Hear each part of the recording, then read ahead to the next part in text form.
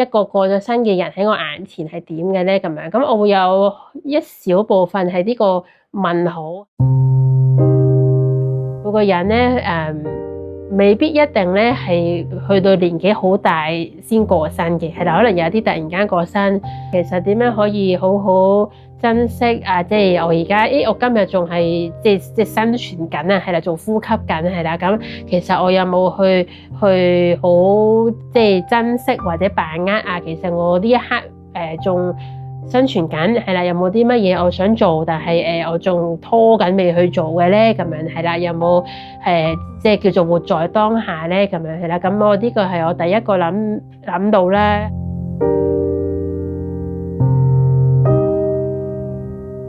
我叫朱亞榮阿 wing 啦，係啦，咁我係一齊從簡殯儀社企嘅殯儀策劃經理，咁同時都係遺體防腐員。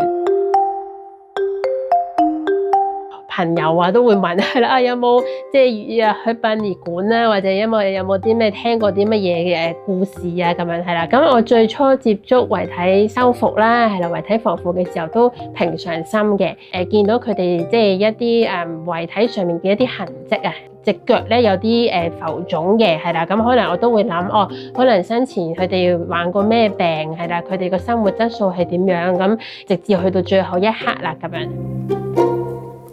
記得第一次做完遺體防腐嘅時候咧，我記得比較最唔習慣就係嗰個防腐藥水嘅味啦，係啦，因為都比較攻鼻嘅，係啦，咁但係做落之後咧，又會發現係啦，咁就好似係喺佢哋身體上、遺體上見到一啲痕跡，而嗰啲痕跡可能係佢哋好努力諗住想生存嘅，繼續係啦嘅一啲證據。有一個比較深刻咧，就係佢爸爸過咗身，但係佢因為病咧，佢面咧受到凹晒嘅，係啦，咁然後家人想做修復嗰樣嘢之後咧，咁佢哋再喺嗰個安息禮上面去再即係公開俾其他親戚去望嘅時候咧，其實個個親戚都忍住想喊咁樣，係啦，咁有一個家人都講翻話即係好似翻佢未病之前嗰個樣咁樣，係啦，咁好似呢個角度就會原來遺體修復都可以令到彌補到、安慰到一啲家人，甚至認識佢嘅朋友嘅一啲即係安慰咯。媽媽都係比較反對啦，係啦，因為即係一啲傳統嘅觀念啦，係啦，即係佢哋覺得女仔咁就返即係 office 工係啦，咁朝九晚五穩定安穩咁就可以啦。加上佢對於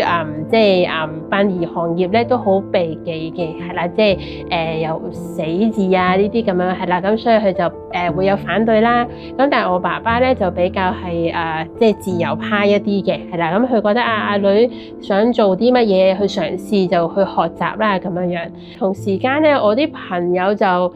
一啲啦，係啦，咁有一啲就會覺得話好新奇喎，係啦，好得意嘅一個行業，係啦，咁有啲問下有冇鬼故聽啊咁樣樣啦，係啦，咁但係有啲就會覺得即係女仔人家去入呢一行，佢哋望我嘅眼神係有啲奇怪嘅，我會覺得有一次都深刻咧，就係我個朋友嘅媽媽都係突然間離世咗嘅，係啦，咁佢即刻就諗到我啦，即係嗰啲步驟係點樣，係啦，咁我都會諗即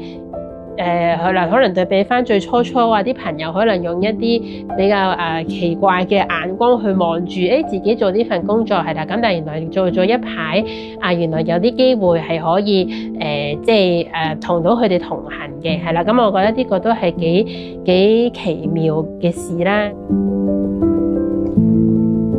做過咁多次嘅即係喪禮啦，係啦，我覺得個哀傷咧係每個人都好獨一無二嘅。即使教育其中一個即當然都少不免就係講及個哀傷啦，嗰個喪禮都好重要，係啦，即係如果個喪禮可以多啲人性化，或者真係多啲細心，係啦，或者留意到佢哋嘅情緒，或者真係做一啲係佢哋好想為到親人做嘅一啲喪禮嘅一啲元素，係啦，可能做到完成到，咁往後佢哋哀傷嘅路又會走得順暢一啲，可能工作中係啦都領略到嘅一啲意義啦。